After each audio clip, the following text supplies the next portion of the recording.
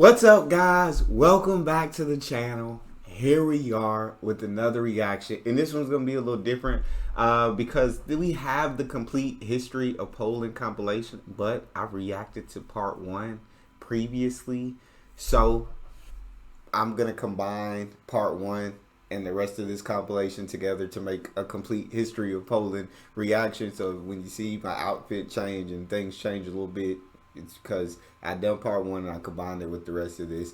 I hope you guys enjoy. Before we dive in, if you happen to enjoy, please don't forget to subscribe, give a video a thumbs up, and let's do it. Video has been made possible by the Great Courses Plus. Use the link below or head to the Great Courses Plus/Sweeney for your free 1-month trial and to show your support for the channel. Stick around to find out more. If you live in Central or Eastern Europe, you probably grew up hearing the folktale of the three brothers, Lech, Czech and Rus, the three legendary patriarchs of the Slavic peoples.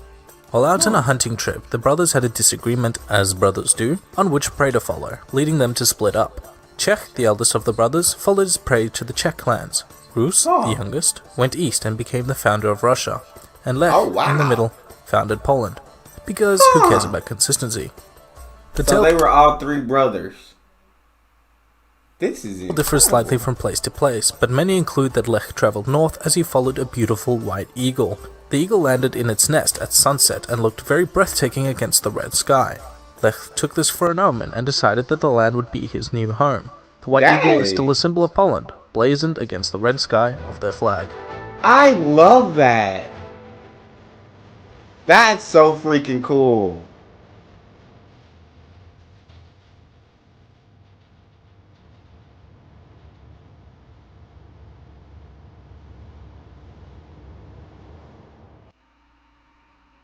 Indeed, Poland did begin with Slavic settlements. The Slavs are likely a civilization that emerged as remnants of the early Indo-European peoples who had migrated out of the Caucasus. From their homeland in Central Europe, they began to expand and migrate in response to the weakening of the Roman Empire. You'll remember this from previous episodes as the Great Migration period.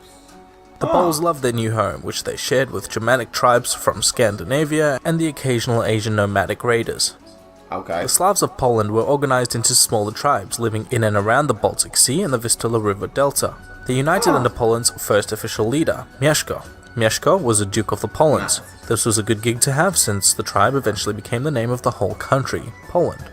Mieszko was a member of the noble house of Piast, whose dynasty would rule Poland for centuries. With his baptism in 966, the country slowly abandoned traditional Slavic paganism and adopted Western Christianity. Mieszko's son Bolesław the Brave expanded the territory south into what he hoped would be a strong regional power, but alas, it was a bit too early for that still. He established the metropolitan see at Gniezno, forming the headquarters of what would become the Catholic Church in Poland. His consolidation of power led him to be crowned Poland's first official king, and then he died, all in the same year, which is great. Wow! That's crazy to be crowned Poland's first official king and then to die in the same year. Like, that's wild. I really love going through our history of different countries, though. I feel like this is cool. And while I know some history of Poland, that's more recent history. We're not talking about centuries ago. I don't know about centuries ago. And so this is really cool. The Piast dynasty was somewhat up and down, and internal conflicts often plagued the royal court. Until this guy, Casimir the Restorer, restored the monarchy's control, which, come to think of it, is probably why they called him the Restorer. He modernized Poland into a feudalist society, which came with all those cool things like knights and lords and castles. This helped secure the borders, who up until now had changed depending on who was king. The early kingdom, somewhat weaker than its neighbours, and strapped for cash, did however halt the Mongol invasion into Europe, having been sacked twice before. Notable of this time was the Polish relationship with the Germans, whose dukes and lords had come to possess large amounts of the West, and the Teutonic Knights, who had carved out a significant state for themselves in Livonia and Prussia, a land inhabited by pagans, frequently raided by crusaders. By the time Piast rule ended with Casimir the Great, Poland had lost much of its territory to its neighbours, but with a period of peace, the state soon began to prosper and attract Jewish settlement. The counties in this area became a source of contention between the kings of Poland and the Holy Roman Empire, who fought over the local lords for fealty and allegiance. This resulted in these counties being very mixed, with populations of people from both kingdoms. The whole thing was very un-Bohemian, really. The Jews first settled Poland as merchants on popular trade routes. By this century, the Jewish people had settled in great numbers over many kingdoms in Europe and began their long and very sad history. They were expelled by the masses in all the countries they settled, and were often victims of massacres and worse, crusades. That's insane. Successive expulsions led the population in Poland to swell, which was a comparatively more tolerant society, which became a center of Judaic learning and culture as the centuries continued. However, things weren't always super peachy, and anti-Jewish riots often erupted in Polish towns, and synagogues were frequently burned. King Casimir the Great, dying without an heir, left his... So everybody was hating on the Jews in the 1300s. It's like they couldn't go nowhere, and they was basically kicked out of everywhere that they tried to go to. But Poland, which was more tolerant, it seemed like this boomed their population, although there still was like riots about the Jews, or anti-Jewish riots in Poland during the time. They were more tolerant than the rest of these countries around. Kingdom to his nephew Louis, the King of Hungary. Louis left his now 3 kingdoms to his daughters, one of whom died unexpectedly, the other, who was supposed to inherit Poland but inherited Hungary instead, and the last one, Jadwiga, who got Poland. The nobles of Poland welcomed Louis's daughter and crowned her king. Yes, king, not queen. Don't ask. Jadwiga's life would not be unlike a medieval television drama, as she was simultaneously engaged to both the Grand Duke of Lithuania, Jogaila, whose kingdom was huge and powerful, and the Habsburg Duke of Austria, who was inbred and fat. How was she simultaneously engaged to 2 men? What is going on? I think she made the right choice. The union of Jadwiga and Vladislav formed the Polish-Lithuanian Union, which was now the largest country in Europe under a single monarchy. The Lithuanians had become a strong military power in the previous century, capturing large amounts of Russian and Mongol land. The now combined countries spread from the Baltic to the Black Sea. The Lithuanians, with their far smaller population, never ventured too far from their castles. Why would you? And preferred to rule Ruthenia from Livonia instead. So by the time of the Union, the much larger Polish population came to dominate the Ruthenia lands, spreading the language and the culture, eventually dwarfing their Livonian allies. The Teutonic Order, that German state on the Baltic, had become somewhat of a bad neighbor, leading raids, crusades, plundering castles, or otherwise stumbling drunk into Polish-Lithuanian territory, starting fires and whatnot. The union of the 2 states proved beneficial, handing the Knights a crushing defeat at the Battle of Grunwald in 1410. They also fought numerous wars with the Muscovites, Tatars, and Ottomans. Noteworthy of the Hegelian period was the efficiency of the feudal system and the pseudo-democratic nature of the parliament, who set up sophisticated bureaucracy for king approval, or disapproval if you are unlucky.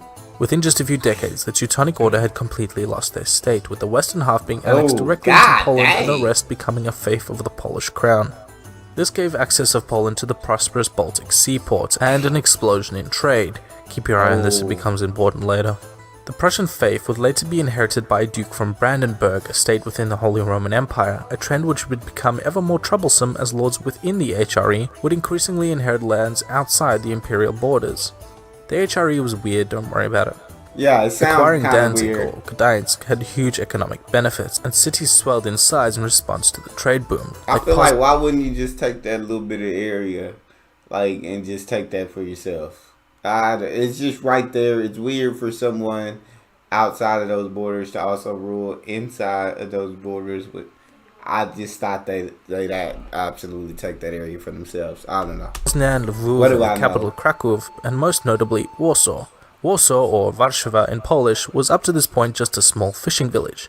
Legend has it that a fisherman named Warsz happened upon a mermaid in the Vistula River named Shawa. The two married and found the town of Warszawa.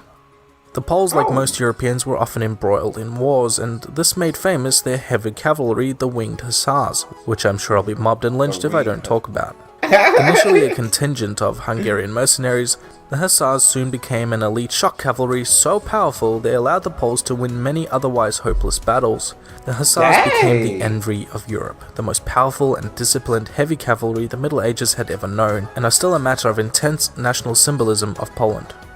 The 16th century was a really big one. Now they did take that area. I thought that it only made sense to take that small area. So now they have all that area. God dang. Hey, Polish-Lithuanian Union That is Through the gigantic. Protestant Reformation, affecting mostly German parts of the kingdom, wars against the encroaching Ottomans invading Europe, advancing in science and literature with Copernicus, devising the heliocentric model of the solar system, the nationwide codification of the Polish language, and the biggest one, the changing of the Polish-Lithuanian Union into the Polish-Lithuanian Commonwealth, a single political entity ratified by the Polish Parliament, or Sejm, with elected rather than hereditary kings. The Polish-Lithuanian Commonwealth, or just Poland for short, became a center of power and commerce and a bulwark against invading Turks who had become a larger and larger problem for the European powers since their humble beginnings in Central Asia.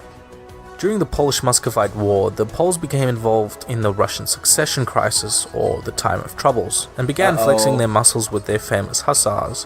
They even occupied Moscow for a short period, but were soon driven out because invading Russia is simply impossible unless you are the Mongols. The series of northern wars and the Russo-Polish War left the Commonwealth in a very precarious and weakened state. This was aggravated by the election of Polish kings, which opened the door for other nations to meddle in Polish affairs, which they did, a lot. During the wars, the Commonwealth lost the territory of Livonia and was devastated by the so-called Swedish Deluge, leaving much of the nation in ruins. Poland became weakened during the Great Northern War against Sweden, and during the War of the Polish Succession, it became increasingly clear that Poland's fate was going to be decided by its neighbors. The Polish parliament became ineffective due to complicated veto laws which made passing reforms or mounting resistance to invasion nothing if not impossible. The political limbo and the sheer size of the Commonwealth started to make cutting pieces out of it look pretty attractive. The last king of Poland, Stanislav II, was elected in 1764 as a puppet of the Russian Empire, aided greatly by the fact that he was in bed with Catherine the Great. Stanislav did attempt reform to try and save face, but was aware the kingdom was on its last breath. Before long, the first partition of Poland was enacted, dividing the outlying provinces between Austria. It's just getting ate up and ate up and ate up. And these three surrounding countries are going to continue eating. Because why wouldn't you? Prussia and Russia. In dire straits, the parliament was powerless to stop the invading troops and forced to ratify the new borders. The Great Sejm tried once more to reform by drafting a formal constitution inspired by the liberties of the French Revolution.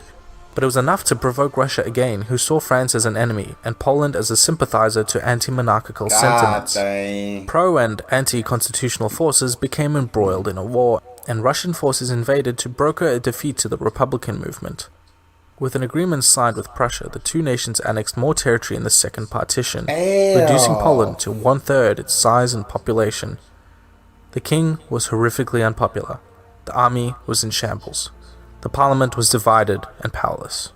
The common people were furious, and insurrections led to the National Rebellion, led by the military veteran Tadeusz Kościuszko.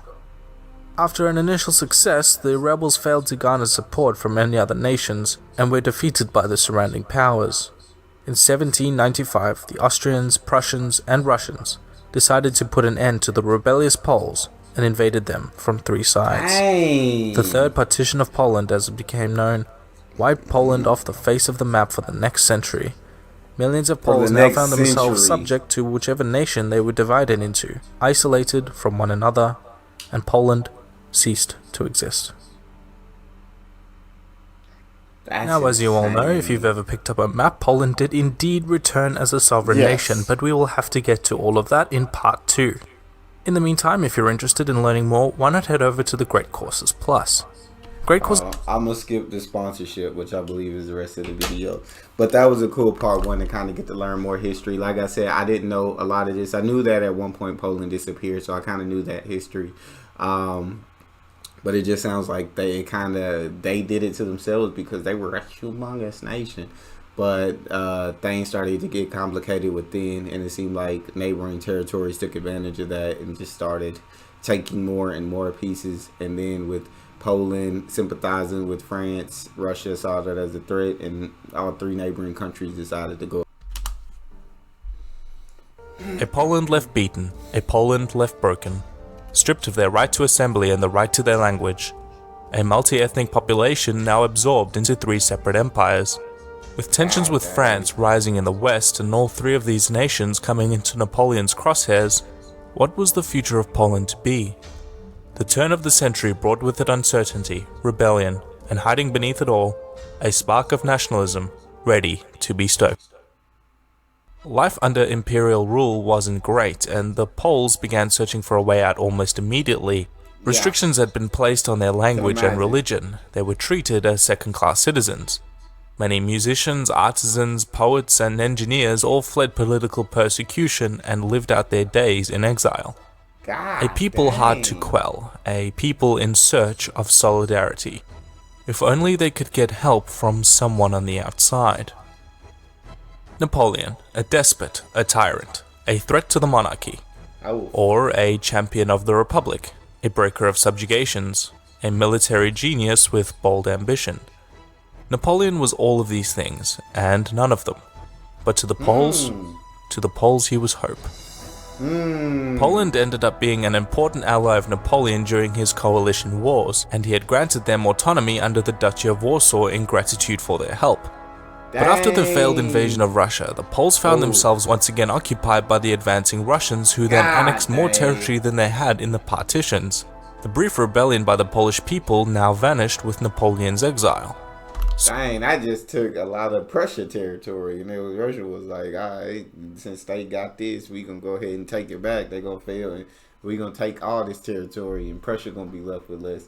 But I understand, right? The Polish, they felt like outsiders, like they didn't belong in Austria, Russia, Prussia. This wasn't the life that they wanted. They were hurting. They were suffering under occupation, and so they went to Napoleon for help. Like they thought, like Napoleon's our last chance. He's our last bit of hope that we can get Poland back and we can live how we were living before. We can live without rule of Russia or Prussia or Austria. We can live our own lives, and it looked like Napoleon was gonna be that help. But that failed invasion of Russia led Russia to take the territory back, and now it seems like it probably is going to get even worse before it gets better. The brief rebellion by the Polish people now vanished with Napoleon's exile. Dang. So, was it all for nothing then? Well, not really. The age of rebellion kept alive the spark that had burned brightly with Napoleon. Uprising after uprising was fought, and each generation was taught of the one that had preceded it, inspiring new resentment and new rebellion. The Poles found solidarity in their religion, their language, and their customs, eventually forming a romantic nationalism that would not be snuffed out. Instead of being successful militarily, they were successful in keeping the Polish spirit alive, along with influential people like Mickiewicz and Chopin. As the decades crept by and the hope for Poland seemed lost, there began to appear some light on the horizon. The Prussians and Austrians had gone to war for supremacy of a German nation-state, and Germany had been born out of the rubble. This, for many reasons, was not good. Suddenly, Europe's intricate balance of power had been destroyed. A war for dominance over the continent seems inevitable in hindsight to us now, but in those days it was diplomats who saw the coming danger. Pressure was building, diplomacy was failing, power was imbalanced. Something had to give. But what? World War I had begun with Austria and Serbia, but soon turned into a multi-alliance pan-European war fought on every part of the continent. The former allies of Austria, Germany and Russia were now enemies. The former Polish lands were the epicenter of the Eastern Front, and Polish armies fought on both sides, and both sides were promising the Poles their freedom in exchange for their help. Eventually, the Russians and Romanians would be defeated and forced to hand over all their Polish lands to Germany in a peace treaty, setting up an occupied piece of territory for Polish people they more than likely had no intention of letting them keep.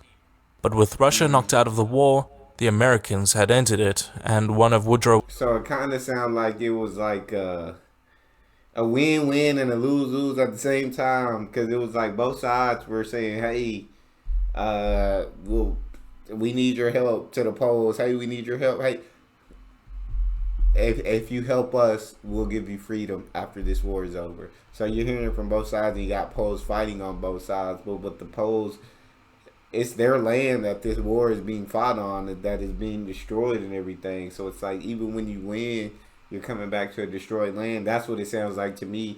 You're gonna have to rebuild, and then it's like, are they gonna keep their promise and allow you to keep your freedom and allow you to keep that land, or are they gonna take it back at some point? Which is a scary thought. But you have World War One. You have this imbalance of power. I love that the Polish people never lost hope. They may not have been able to win militarily, but they never lost hope that they would get Poland back. Okay, so here we go. Woodrow Wilson. But with Russia knocked out of the war, the Americans had entered it, and one of Woodrow Wilson's 14 points was support for a liberated Poland. Nice. With the defeat of Germany in 1918, Polish officials reclaimed much of their former territory, and Józef Piłsudski was installed as the new leader of Poland after 123 years of foreign rule. But the fight was not over. The Bolshevik Revolution had left Russia to fight a brutal civil war, and once it was over, the Red Army set its sights on the Polish lands they had recently lost. The brave Polish armies lined up to defend their homeland. Defending their capital of Warsaw, they stood ready for battle. Against all the odds, the Poles would go on to lead a seemingly miraculous defeat of the Red Army. Yeah, they did. A stunning display of incredible bravery and military prowess. The Second Polish Republic was here to stay. That's Poland. That's Polish Poland leader for Józef you. Piłsudski envisioned the recreation of the multicultural Poland of the past, and reflected in this, the Second Polish Republic was among the most diverse in the world at the time. The next few years, usually called the interwar period, was dominated by strong political rhetoric, radical ideas, and a high focus on foreign policy. That being said, it wasn't the most stable government. There were even a couple of coups here and there. Oh, really? Across the border in Germany, things were pretty bad as well. The crippled economy and political turmoil had allowed a radical like Adolf Hitler to come to power in 1933, introducing sweeping reforms of government and seizing dictatorial-like powers. It was not long before Poland came into Hitler's crosshairs.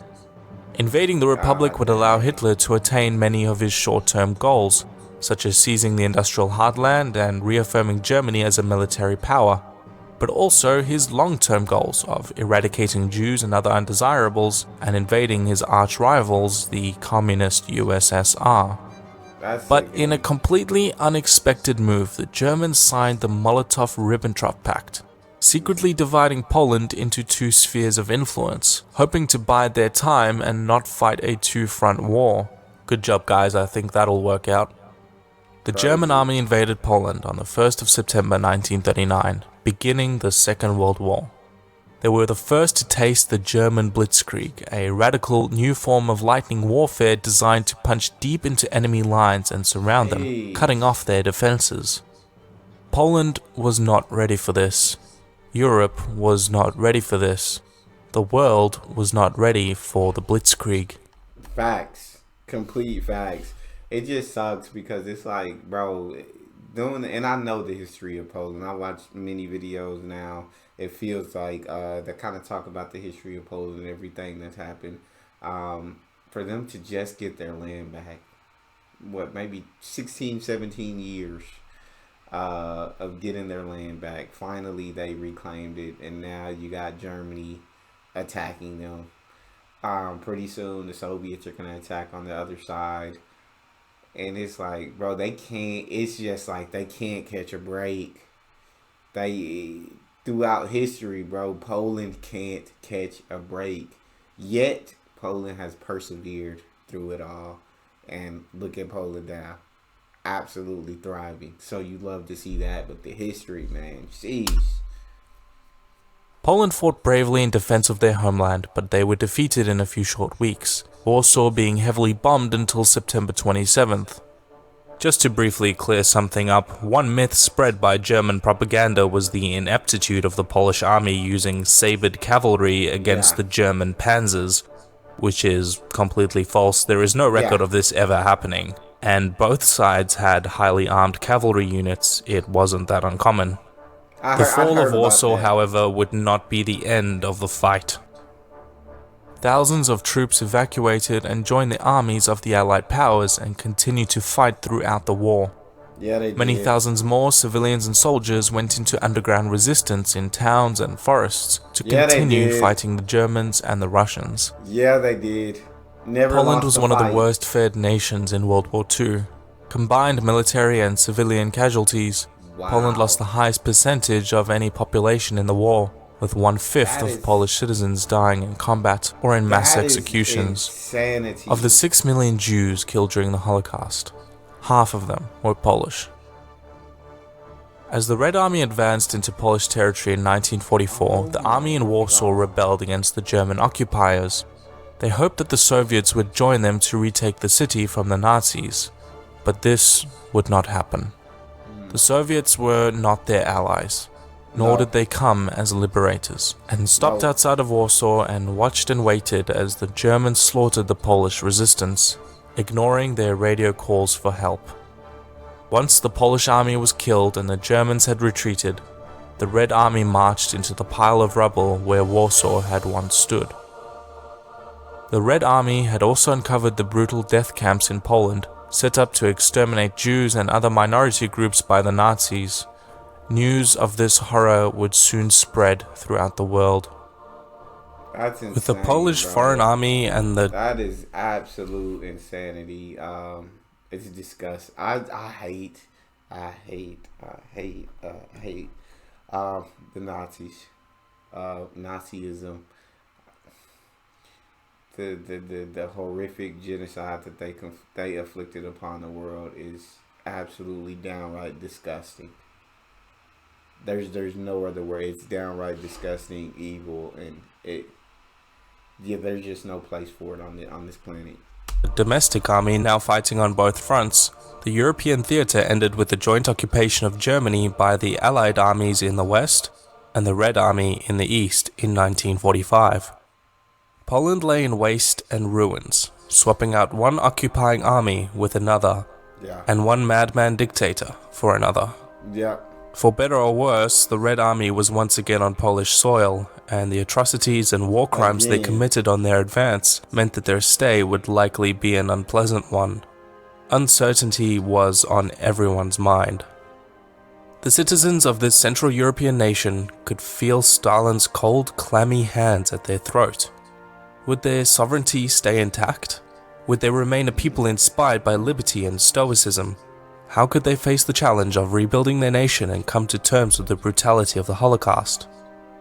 As the British, French, and Americans strained their eyes to watch and see what the Soviet government was going to do next, their view became obscured by a giant iron curtain. Crazy. Absolute craziness, dog. Poland's post-1945 state was one that was pretty unrecognizable from anything that came before it. The most glaring detail was the new republic's borders. The Soviet Union forcibly annexed the eastern half of the nation they had originally invaded in September of 1939. In compensation for this, they awarded Poland the territories of Silesia, Pomerania, and Prussia from Germany. Multiples of millions of Poles and Germans were forcibly expelled from their respective homes. So this is how they moved over more west. I was wondering, because Poland was more east, I believe in a different video, and I was wondering like how over time it seemed like Poland moved more west. But right here, you see Russia take that bit of territory right there and then give Poland territory more to the west. In the largest ethnic redistribution in history.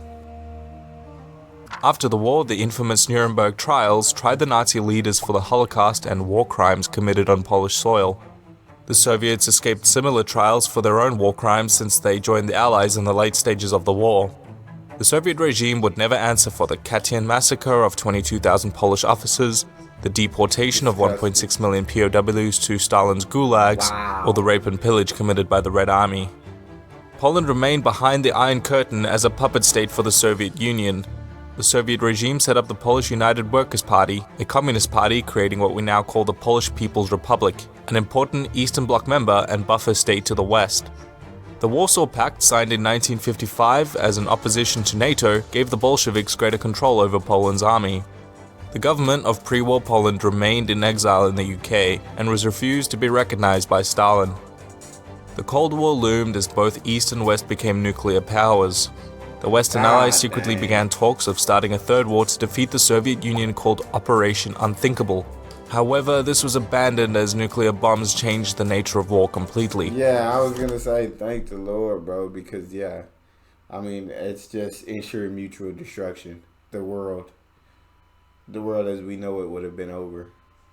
And I don't know what kind of world we'd be living in today had a nuclear war broke out for World War III. The first few years were the most brutal. Land, industry, and infrastructure were seized by the government, and rather than wealth distribution and prosperity, the resulting brand of socialism simply created a method of resource and value extraction to the Soviet Union. This was called the Stalinist era, an era characterized by untold poverty. In true Iron Curtain fashion, Poland stood close to the front lines of a clash of ideology. The student strike in 1968 against the regime was brutally suppressed. This decade would also see what remained of Poland's Jewish population immigrate en masse to Israel, ending the Jewish chapter in Polish history. By 1970, the port cities of Gdańsk, Gdynia, and Szczecin exploded in protests as these areas were subject to particularly harsh working and living conditions.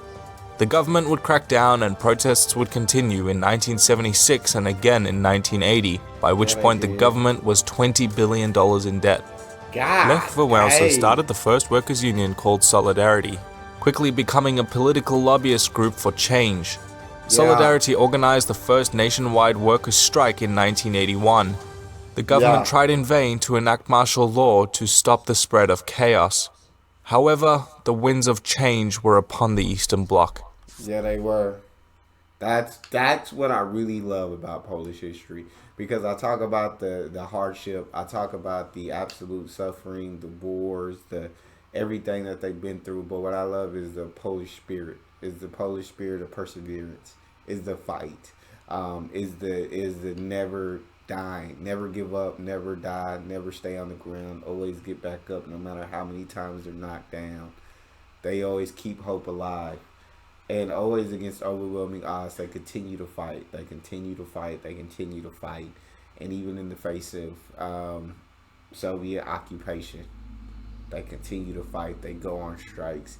Even knowing the consequences of fighting, they continue to fight. It's something that's admirable. And in the 1989 election, the communists lost nearly all of the allowable contested seats in parliament. The wheel began turning and change was inevitable.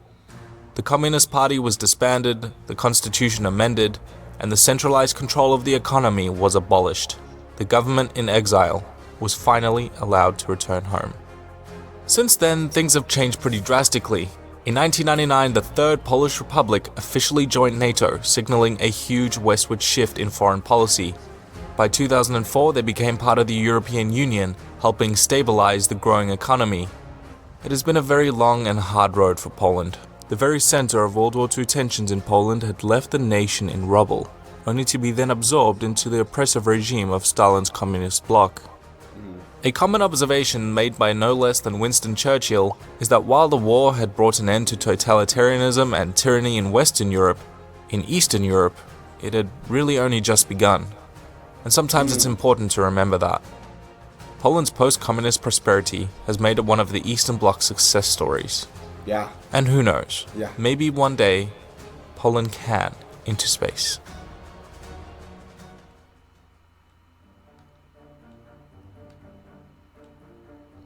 That was such an incredible video on the history of Poland. We got to see the entire history, which was really cool. Y'all let me know how y'all feel about that video. Again, what's most admirable to me is Poland's fighting spirit. It's something that's truly, truly incredible to watch. But y'all talk to me in the comment section. I'd love to hear from you guys. If you enjoyed, please don't forget to subscribe, give a video a thumbs up, and check out the next one. I'll see you guys next time.